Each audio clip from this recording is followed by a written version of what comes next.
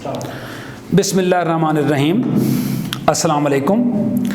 मैं प्रोफेसर तारिक नईम बदर, Urdu department the concept academy Islamabad.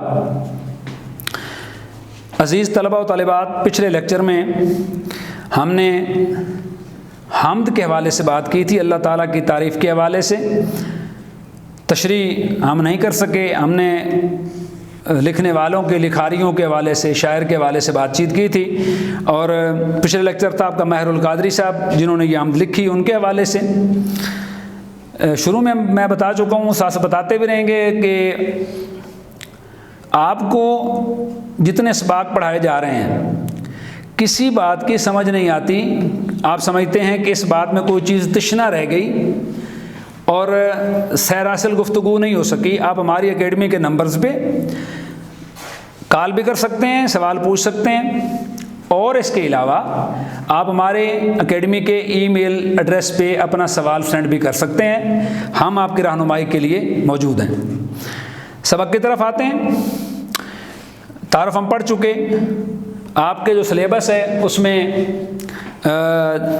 हम पढ़ रहे थे। आपकी किताब के जो निसाबी किताब है उसके सफ़ा नंबर 115 पे ये नज़्म मौजूद है। तो बिला ताख़ीर तशरीह की तरफ आते हैं। हमारा जो सिलेबस है वो है हम्द की तशरीह। फ़िक्र व दानिश की है मेराज खुदा का इकरार, यही वजदान की आवाज़ है फितरत की पुकार। फ़िक्र सोच को कहते हैं, दानिश फ़हम को कहते हैं। सोच, फ़हम, मेराज बुलंदी, इकरार के मानी मानना। फिर कहा यही वजदान की, वजदान शऊर को कहते हैं। फितरत की पुकार, पुकार के मानी आवाज़। कुछ लफ्ज़ मुश्किल है, मैं लिख देता हूँ। जैसे दानिश है,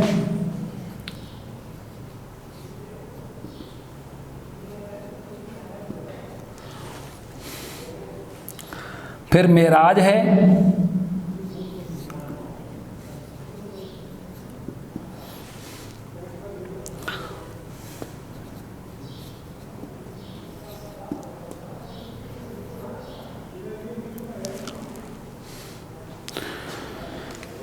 तशरीह में अज़ीज़ तलबा व तलबा सादा सी बात है। फ़िक्र व दानिश की है मेराज खुदा का इकरार के मानी है कि रब रहीम ने ये पूरी कायनात कुन कह के बनाई।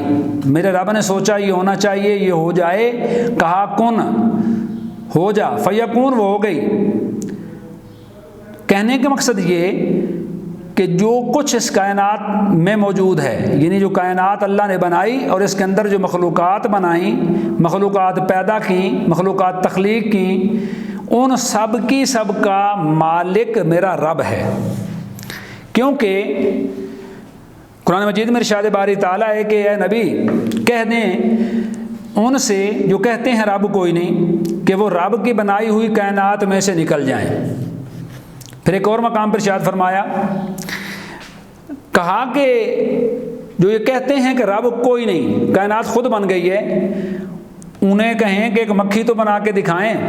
अगली आयत में है कि मक्खी तो मक्खी रहेगी, वो मक्खी का पर नहीं बना सकते।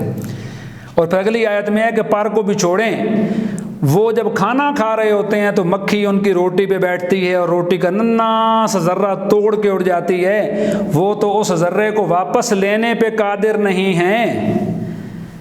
इसलिए शायर कहता है कि अक्ल, सोच, फ़हम जब उरूज पाता है, जब हम अल्लाह की बनाई हुई मखलूक़ात और तख्लीक़ात को देखते हैं, जब हम अल्लाह ताला की बनाई हुई कायनात पर नज़र डालते हैं, तो हमारी जो सोच की बुलंदी है, हमारा जो शऊर है, वो जब बुलंद तरीन और बेहतरीन सतह पे पहुंचता है, सोच की सतह पे, तो उसे यकीन हो जाता है कि कोई हस्ती ऐसी है जो इस पूरी कायनात की तख्लीक कार है और इस कायनात में मौजूद तमाम तर सारी की सारी जो मखलूक़ात हैं उनका भी कोई तख्लीक कार है। और इतना अच्छा खूबसूरत निज़ाम है। सादा सी बात हम कर लेते हैं।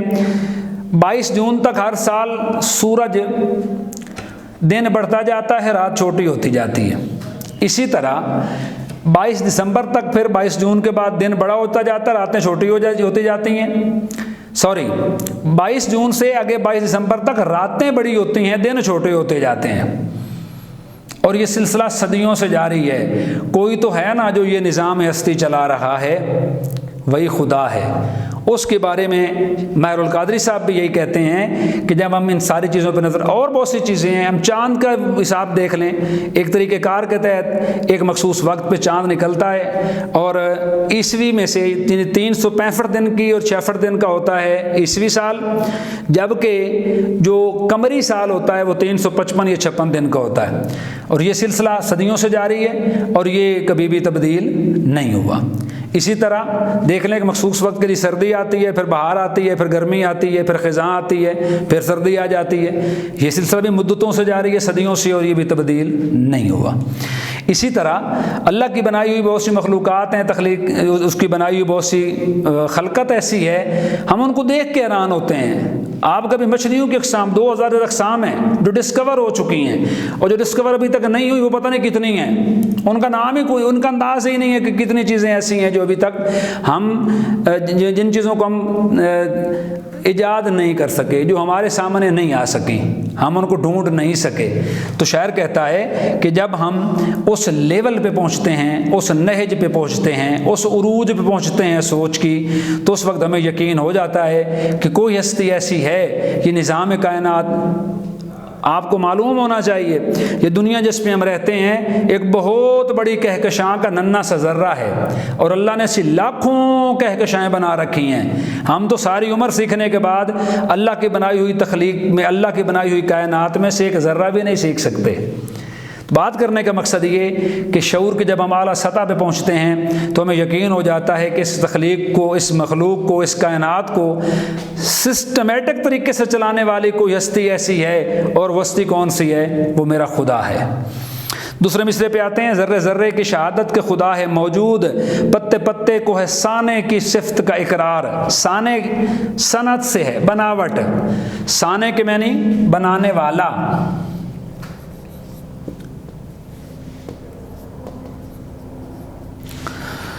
سانے کے معنی بنانے والا، وہی بات جو پہلے مصرے میں ہم نے کی، اسی کا تسلسل ہے کہ ذرہ ذرہ دیکھیے زمین کا رنگ مختلف جگہوں پہ تبدیل، کہیں زمین سرخ رنگ کی ہے، کہیں پہاڑ پیلے رنگ کے ہیں، کہیں پہاڑوں کے مٹی گرے کلر کی ہے، پھر ریت ہے اس کا رنگ ایک اپنا ہے، مٹی کا اپنا رنگ ہے۔ سمندر میں چلے جائیں، سمندر کا کہیں اور رنگ ہے، کہیں اور رنگ ہے، دریاؤں کے رنگ اور ہیں، نہروں میں بہنے والے پانی کا رنگ اور ہے، زمین سے ڈائریکٹ نکلنے والے پانی کا رنگ اور ہے۔ انہی چیزوں پہ اگر ہم غور کرنا شروع کر دیں تو ہم اس کے تخلیقات تک پہنچ جاتے ہیں۔ وہ بات شاعر نے بیان کی کہ ذرہ ذرے کی شہادت، یہاں شہادت کے معنی ہے گواہی دینا، کہ پھر خدا موجود ہے، اور پتے پتے کو ہے سانے کی صفت کا اقرار۔ اقرار کے معنی ہوتا ہے ماننا۔ کیسے؟ سانے کی صفت کے اقرار کا کیا مطلب ہے؟ ہم پھول دیکھتے ہیں، ایک محتاط اندازے کے مطابق 1700 سے زیادہ تو صرف گلاب کے پھولوں کی اقسام ہیں، ہزاروں کی تعداد میں مختلف رنگوں میں میرے رب نے پھول بنا رکھے ہیں، صرف پھولوں کی بات کر لیں، اور ہر کسی کی خوشبو الگ ہے، ہر پھول کا رنگ الگ ہے، ہر پھول کے پتوں کی بناوٹ الگ ہے، پھول کی بناوٹ الگ ہے۔ انسان اگر تصویریں بنانا شروع کرتا نا فریم میں، اللہ نے دیکھیے 4x6 کے فریم میں کتنی کروڑوں نہیں اربوں صورتیں بنا دیں، اور دوسری صورت، جو ایک صورت ہے وہ دوسری کے ساتھ میچ نہیں کرتی۔ یہ تھم جس کو ہم کہتے ہیں، انگوٹھا جس کو کہتے ہیں، اس کے اوپر باریک باریک لکیریں ہیں، میرے رب نے اربوں بنائے، اور یہ لکیریں کسی دوسرے کے ساتھ میچ نہیں کرتی۔ اس سے بڑی خدا کی اقرار کیا ہو سکتا ہے کہ میرا رب موجود ہے جس نے یہ اتنی خوبصورت تخلیقیں کی ہیں۔ کہا کہ اسی خلاق نے جوہر کو توانائی دی، پھول پتوں کو عطا جس نے کیے نقش و نگار۔ اسی خلاق نے، خلاق سے مراد بھی خالق ہے، جوہر کو توانائی دی، جوہر کے معنی ذرہ ہے یہاں پہ،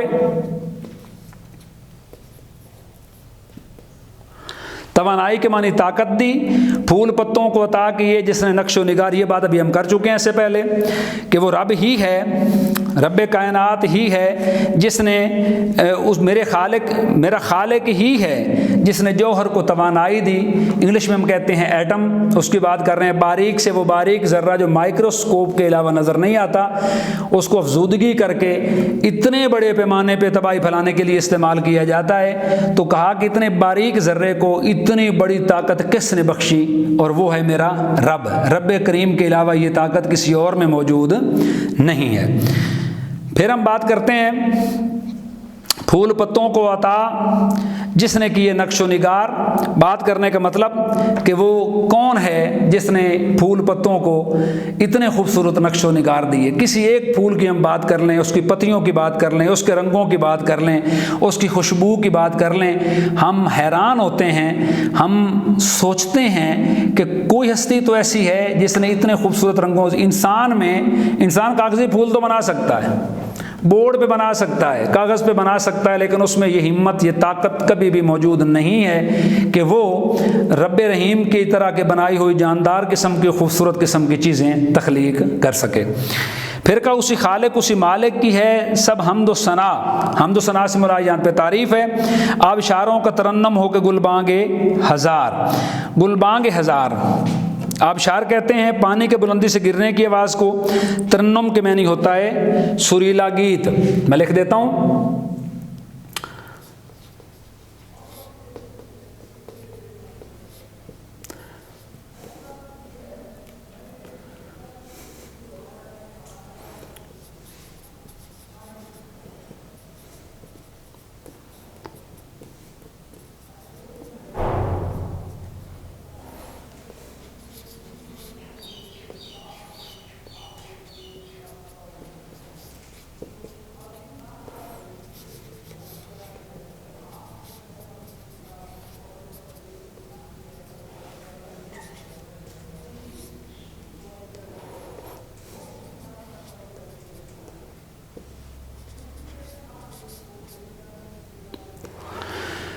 اچھا بات ہم کر رہے تھے، آبشار کہتے ہیں پانی کی بلندی سے جب گرتا ہے پانی نیچے اور اس گرنے سے جو آواز پیدا ہوتی ہے اسے کہتے ہیں صدائے آبشار، آبشار کی آواز۔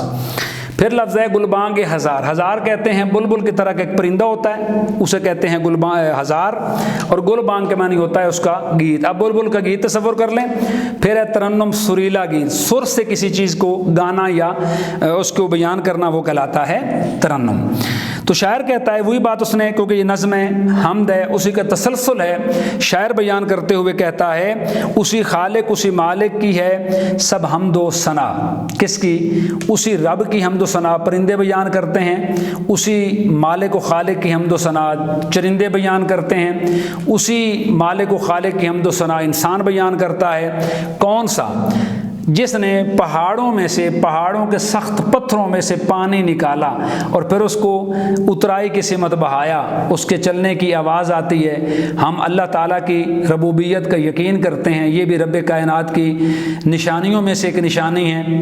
پھر گلبانگ ہزار، وہی بات جو شاعر پہلے بیان کی کہ پرندوں کے بولنے کی آواز مختلف ہے، تیتر کی آواز مختلف ہے، بولنے کی آوازیں ہیں، مور کسی اور طرح بولتا ہے، بلبل کی آواز اور ہے، چڑیا کی آواز اور ہے، تیتر کی آواز اور ہے، بٹیر کی آواز اور ہے۔ پرندے اللہ نے سینکڑوں قسم کے بنائے اور سب کی آوازیں مختلف ہیں۔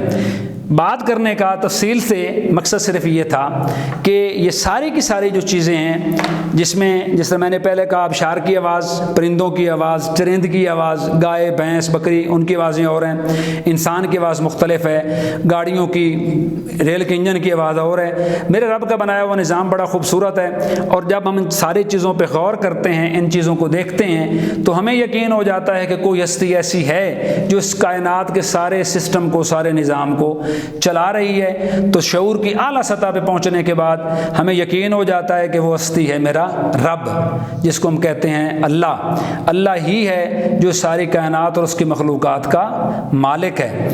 2 شعر رہ گئے اور مشق میں سے کچھ سوالات ہیں، یہ انشاءاللہ ہم اگلے لیکچر میں کریں گے۔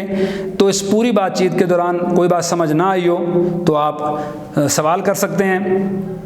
بہت شکریہ، تھینک یو۔